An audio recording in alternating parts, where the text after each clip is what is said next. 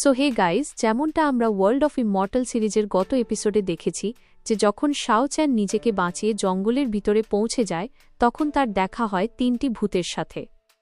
কারণ তারা তার বেশ ভালো বন্ধু হয়ে যায় এবং সে তাদের সাথেই তার নতুন মিশনে বেরিয়ে পড়ে, যেখানে তারপর তার লড়াই হয় প্রিন্স জিউ এবং তার সঙ্গীর সাথে। যেখানে শাও চ্যানকে সাহায্য করেছিল সেই তিন ভূত, কিন্তু যখন প্রিন্স জিউ তার শক্তি ব্যবহার করা শুরু করেছিল তখন সে ওই তিন ভূতকেই বরফের মধ্যে জমিয়ে দেয়। আর তারপর শাও চ্যানের সাথে লড়াই করানোর জন্য সে এখন নিয়ে এসেছিল তার এক মনস্টার সেন্টিপিডকে বিছা তার সাথে মোকাবেলা করার জন্য। এখন শাও চ্যানও তৈরি হয়ে যায় এবং নিজের শক্তিও অ্যাক্টিভেট করে নেয়, যেখানে এখন এই বিশালকায় সেন্টিপিডটি চারপাশ থেকেই ঘিরে ফেলেছিল শাও চ্যানকে। সে বলে যে এসো এবং এই ঝামেলাটা এখানেই শেষ করি, যেখানে সে লড়াই করার জন্য অ্যাক্টিভেট করে ফেলেছিল তার স্পিরিচুয়াল রিংগুলোকে, এবং তার সামনে এই যে সেন্টিপিডটি ছিল সেও অনেক বেশি রেগে গিয়েছিল। যেখানে শাও চ্যান তার পুরো শক্তির সাথে হামলা করেছিল এবং সেন্টিপিডও হামলা করেছিল, এর পরের দৃশ্য একদমই আলাদা হয়ে গিয়েছিল। কারণ আমরা দেখতে পাই যে শাও চ্যানের পুরো শরীরটাই সিল হয়ে গেছে, যেন মনে হচ্ছিল সে পুরোপুরি পাথরে পরিণত হয়ে গেছে। তার শরীরে এখন কোনো নড়াচড়া দেখা যাচ্ছিল না, এবং এটা আসলে করেছিল সেই মনস্টার সেন্টিপিডটি। এর উপরে আমরা দেখতে পাই প্রিন্সেসকে। এখন নিজের সামনে এই দৃশ্য দেখে তখনই প্রিন্স জিউ বলতে শুরু করে, প্রিন্সেস, আমার যা কর্তব্য ছিল আমি তা পূরণ করেছি। আমি বলেছিলাম যে আমি আপনার জন্য তাকে হারাবো, এবং আমি তাকে হারিয়েও দিয়েছি, যার জীবন এখন আপনার হাতে। আপনি তার সাথে যা করতে চান তা করতে পারেন। যার জন্য প্রিন্সেস তার শুকরিয়া আদায় করে। তখন প্রিন্স জিউ বলতে থাকে যে প্রিন্সেসের সেবা করে আমার তো জীবনই ধন্য হয়ে গেল। আমি কেবল প্রিন্সেসের মুখে হাসি দেখার জন্য যে কোনো কিছু করতে প্রস্তুত। আপনি শুধু আমাকে বলে দেখুন, আমি সবকিছু করার জন্য প্রস্তুত। আর প্রিন্সেস বলতে শুরু করে যে এখন আমি বেশি কিছু না, শুধু এটাই চাই যে এর হাড়গুলোর গুঁড়ো হয়ে এখানেই পড়ুক। তাই এখন সে সাথে সাথেই নিজের তলোয়ার তুলে শাও চ্যানের দিকে এগোতে শুরু করে। আর এটা বলতে থাকে যে যেহেতু আমরা দুজনেই একই ক্ল্যান বা বংশের, আমি তোমার কিছু অস্থি এখান থেকে নিজের দুনিয়াতেও নিয়ে যাব, কিন্তু তোমার হাড়গুলো এই দুনিয়ার ভেতরেই শেষ হবে। যেখানে শাও চ্যানের দৃশ্যও দেখানো হচ্ছিল, এবং তারপর সেই মুহূর্তেই আমরা তার শরীরের ভেতরে হালকা কিছু নড়াচড়া দেখতে পাই, যেন তার শরীরে চারদিকেই বজ্র লাইটনিং বইতে শুরু করেছে। এমন লাগছিল যেন সে নিজের ওপর তৈরি হওয়া শিল্ডটি ভাঙার চেষ্টা করছে। যে দৃশ্য দেখে তখনই প্রিন্স শাও চ্যানকে বলতে শুরু করে যে তোমার শরীর পুরোপুরি সিল হয়ে গেছে, কিন্তু তবুও এখনও পর্যন্ত তুমি তো হারও মানোনি। চিন্তা করো না ছোকরা, কারণ খুব শীঘ্রই এখন তোমার জীবন এখানেই শেষ হতে চলেছে, যার ফলে এখন আর বেশি সময়ের জন্য তুমি নিজের শরীরের ওপর নিয়ন্ত্রণ রাখতে পারবে না। সে এখন সাথে সাথেই তার এক তলোয়ারের আক্রমণ করার জন্য শাও চ্যানের দিকে এগিয়ে যায়, যার মাত্র একটি তলোয়ারের আঘাতেই শাও চ্যানের সিল হয়ে যাওয়া শরীরের টুকরো টুকরো হয়ে যাবে। কিন্তু সেই মুহূর্তেই আমরা শাও চ্যানকে দেখতে পাই, যার পুরো শরীরের ওপর আমরা বজ্র দেখতে পাই, যা ধীরে ধীরে তার শরীরে তৈরি হওয়া শিল্ডটি ভাঙার চেষ্টা করতে থাকে। যে মুহূর্তে এখন আমরা শাও চ্যানকে তার স্পিরিচুয়াল ওয়ার্ল্ডের ভেতরেই দেখতে পাই, যেখানে এখন সে পৌঁছে গেছে মর্টালিটির দ্বিতীয় লেভেলে, যার কারণে তার পাওয়ার লেভেল আগের থেকেও অনেক বেড়ে গিয়েছিল। তাই যখন তলোয়ারটি শাও চ্যানের সাথে ধাক্কা লাগতেই যাবে, ঠিক সেই মুহূর্তেই তার শরীরে তৈরি হওয়া সমস্ত শিল ভেঙে যায়, যার ফলে শাও চ্যানের শরীর থেকে প্রচুর পরিমাণে এনার্জি বের হয় এবং কেউ তার কাছেও যেতে পারে না। যে দৃশ্য দেখতেও বেশ দুর্দান্ত ছিল, কারণ কেউ তো ছাড়ো, শত্রুদের কেউই তার কাছে যেতে পারছিল না। যে এখন আকাশে গিয়ে নিজের শক্তির নমুনা এইসব শত্রুদের দেখায়, কারণ এখন হয়তো এদের মধ্যে এমন কেউ থাকবে যে তার সামনে টিকতে পারবে। সে নিজের সেই বজ্র শরীর দেখিয়ে নিচে নেমে আসে, যার আশেপাশে এবং চারপাশে যে আইস ক্রিস্টালগুলো তৈরি হয়েছিল সেই সব ক্রিস্টালকে শাও চ্যান তার শক্তির মাত্র একটি ধামাকার সাথেই ভেঙে দিয়েছিল। তারপর সে ওই সব লোকেদের বলতে শুরু করে যে আমার পরিবার এখনও কিউশু আছে, আর আমি এখনও পর্যন্ত কিউশুতে ফিরে যাইনি। তাহলে তোমরা এটা কিভাবে ভেবে নিলে যে শাও চ্যান তোমাদের কাছে হেরে যাবে? যে ওই ক্রিস্টালগুলোরই কাউন্টার অ্যাটাক করে দেয় তাদের ওপর, যে হামলাগুলো থেকে প্রিন্সেসকে বাঁচাতে প্রিন্স জিউ ব্যবহার করে তার সেন্টিপিড যায় শাও চ্যানের ওপর আক্রমণ করার জন্য, কিন্তু শাও চ্যান তার হামলাকে ডজ করে দেয়। যেখানে এখনও ওই সেন্টিপিডটি ব্যবহার করতে শুরু করে তার স্পিরিচুয়াল রিংগুলোকে, আর সে ওর ওপর দিয়েই দৌড়ে যাচ্ছিল। সে ওটাকে ধোঁকা দেওয়ার চেষ্টা করছিল, যার কারণে এখন তো এই সেন্টিপিডটি এতই রেগে গিয়েছিল যে সে যে কোনো কিছু ভাঙচুর করার জন্য প্রস্তুত হয়ে যায়। তার রাগ একদমই পরিষ্কার দেখা যাচ্ছিল শাও চ্যানের প্রতি। শাও চ্যান তো তার সামনে এমনভাবে দাঁড়িয়ে যায় যেন মনে হচ্ছিল সে কোনো এক ঈশ্বর গড হয়ে গেছে আর লড়াই করছে কোনো এক মনস্টারের সাথে। আর আসলে এই দৃশ্যটাও কিছুটা এমনই ছিল যে এখন যেমনই এই সেন্টিপিডটি আসে, এর ওপর শাও চ্যান ব্যবহার করে তার মর্টালিটির দ্বিতীয় লেভেলের শক্তিকে, যার ফলে সে কয়েক সেকেন্ডেই এতগুলো হামলা করে দেয় যে ওই সেন্টিপিডটি টুকরো টুকরো হয়ে যায় এবং সে মাটিতে পড়ে যায়।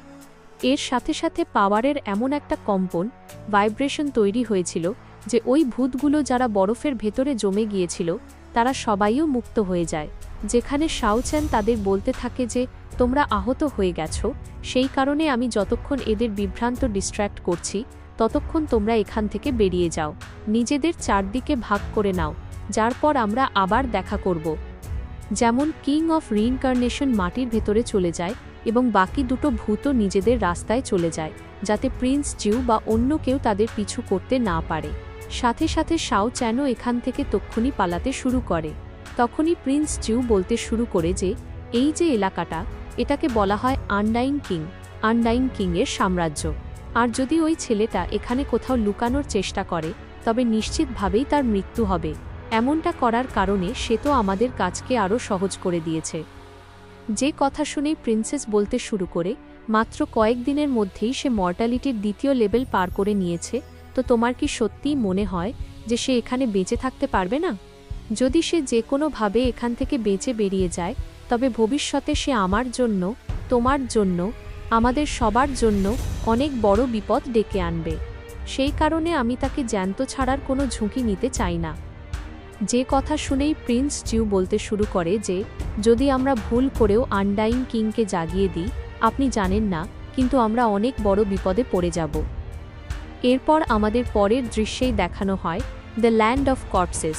দ্য ল্যান্ড অফ কর্পসেসের মিয়াসমা বা বিষাক্ত ধোঁয়ার দৃশ্য, যেখানে প্রিন্স জিউ ও তার সঙ্গীরা বেশ দ্রুত গতিতে এগিয়ে যাচ্ছিল। সে বলে যে আমি শুধু এই খবরটা পেয়ে গেলেই যে তার মৃত্যু হয়েছে, আমরা তক্ষুনি এই জায়গা ছেড়ে এখান থেকে চলে যাব। তাই প্রিন্স জিউ তার সঙ্গীদের বলছিল যে তাড়াতাড়ি পা চালাও, আমাদের আনডাইং কিং জাগার আগেই তাকে খুঁজতে হবে এবং তাকে মারতে হবে। তাই এরা নিজেদের গতি আরও বাড়িয়ে দিয়েছিল।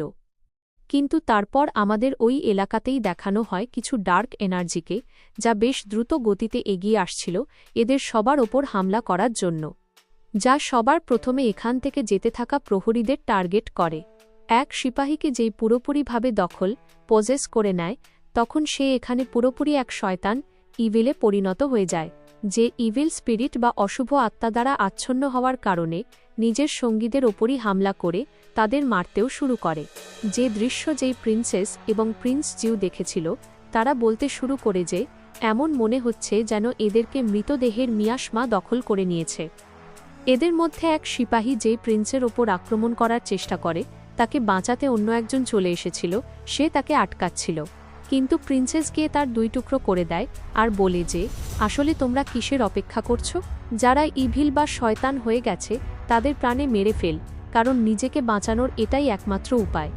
যার ফলে এরা এখান থেকে পালাতে থাকে এবং যতজনই পজেসড হয়ে গিয়েছিল তাদের প্রাণে মারতেও থাকে। প্রিন্সেসও তার তলোয়ারের আক্রমণ ব্যবহার করছিল ওই লোকেদের মারার জন্য। এই পজেসড হয়ে যাওয়া লোকগুলো সত্যিই অনেক বেশি বিপজ্জনক দেখাচ্ছিল, যাদের থেকে নিজেকে বাঁচাতে প্রিন্স জিউ বেশ দ্রুত গতিতে পালাচ্ছিল। যখন জল মাথার ওপর দিয়ে যেতে শুরু করে, তখন প্রিন্স জিউ ব্যবহার করা শুরু করে তার স্ক্রোল পাওয়ার, যা ওই সব পজেসড হয়ে যাওয়া লোকেদের কাছে পৌঁছে যায়, কারণ এর ভেতরে কারোর শরীর থেকে ইভিল স্পিরিট বের করার শক্তি থাকে। যেমনটা এখানে যতজন লোক আক্রান্ত হয়েছিল তাদের শরীর থেকে ইভিল স্পিরিট বেরিয়ে যায়, তারা একদমই স্বাভাবিক হয়ে সাথে সাথেই প্রিন্সের কাছে চলে আসে। কিন্তু যতক্ষণ প্রিন্স এই সব করছিল ততক্ষণ প্রিন্সেস সেখান থেকে গায়েব হয়ে গিয়েছিল। তাদের মধ্যে কারোরই জানা ছিল না যে আসলে সে হঠাৎ করে কোথায় চলে গেল। সিপাহী জানায় যে এখন আমরা খুব শীঘ্রই আনডাইং কিংয়ের এলাকার ভেতরে পৌঁছাতে চলেছি এবং যদি আমরা সুরক্ষার খেয়াল না রাখি তবে আমাদের মৃত্যুও হতে পারে। প্রিন্স বলে যে দেখো, এখনও আমার কাছে আরও একটি উপায় আছে, আমরা তক্ষুনি এখান থেকে ফিরেও যাব। এর স্ক্রোলের শক্তি প্রিন্সের সাথে সাথে তার সিপাহীদেরও সুরক্ষিত রাখবে যে কোনো ইভিল স্পিরিট থেকে। আর এই শক্তির সাথেই এখন এই সব লোক এগিয়ে যেতে থাকে শাও চ্যানকে খোঁজার জন্য, যার পর আমাদের পরের দৃশ্যেই দেখানো হয় শাও চ্যানকে, যে ওই জঙ্গলের বেশ ভেতরে চলে এসেছিল। সে বলতে থাকে যে নিশ্চয়ই এখন কিছু সময়ের জন্য ওই লোকগুলো আমাকে খুঁজতে পারবে না, কিন্তু সাথে সাথে শাও চ্যান এত বেশি শক্তি ব্যবহার করার কারণে একটু দুর্বলও হয়ে পড়েছিল।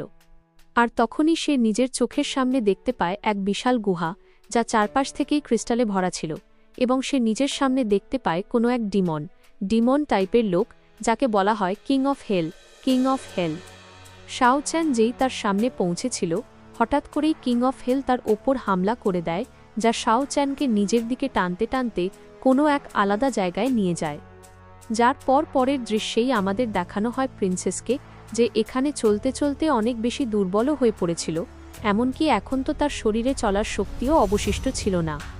সাথে সাথে তখনই তার নজর পড়ে তার দিকে এগিয়ে আসা ইভিল স্পিরিটগুলোর ওপর, যা বেশ দ্রুত গতিতে তার দিকে আসছিল এবং তাকে মেরেও ফেলত। সে বলতে থাকে যে আমার সাথে কিছু হওয়ার আগে আমাকে ওই লোকটাকে প্রাণে মারতেই হবে, যার কারণে সে সাহস সঞ্চয় করে এবং এখান থেকে এগোতেও থাকে, যেখানে এখন সেও নিজের সামনে একটি গুহা দেখতে পায়। এরপর আমাদের পরের দৃশ্যেই দেখানো হয় টুম্ব অব দ্য কর্পসেস কিংকে, যেখানে শাও চ্যান ঝুলেছিল এবং তাকে হঠাৎ করেই ছেড়ে দেওয়া হয়, যার ফলে দেখলে এমন মনে হচ্ছিল যেন সে খুব বিশেষ কোনো জায়গায় চলে এসেছে। আসলে এই জায়গাটা নিজের নামের মতোই ছিল, লাশের স্তূপ, যেখানে চারদিকে নজর ঘোরালেই শাও চ্যান দেখতে পায় শুধু হাড় আর হাড়। সাথে সাথে আমাদের ওখানেই ঘুমন্ত অবস্থায় দেখানো হয় ইমমর্টাল কিংকে, যে পৌঁছে গিয়েছিল ভয়েড রিলম এর নাইন্থ হেভেনের লেভেলে, যার কারণে একে আনবিটেবল ইমমর্টাল কিং বলা যেতে পারে। শাও চ্যান এখানে খুব শক্তিশালী ডেথ হরা অনুভব করছিল, কিন্তু তার চারপাশে যা ছড়িয়েছিল সেগুলোরই সবচেয়ে বেশি ভয় ছিল শাও চ্যানের, কারণ এই জিনিসগুলো কাজ করে কোনো জীবন্ত প্রাণীকে দেখে তার লাইফ এনার্জি বা জীবনী শক্তি চুষে নিয়ে কিং অফ ডেথকে খাওয়ানোর, যার কারণে এখনও এই ইমমর্টাল কিং ঘুমিয়েছিল। তাই শাও চ্যান বলতে থাকে যে যদি সে বেশিক্ষণ এখানে থাকে তবে এটা তার জন্য ঠিক হবে না, তাকে যত দ্রুত সম্ভব এখান থেকে বেরোনোর রাস্তা খুঁজতে হবে।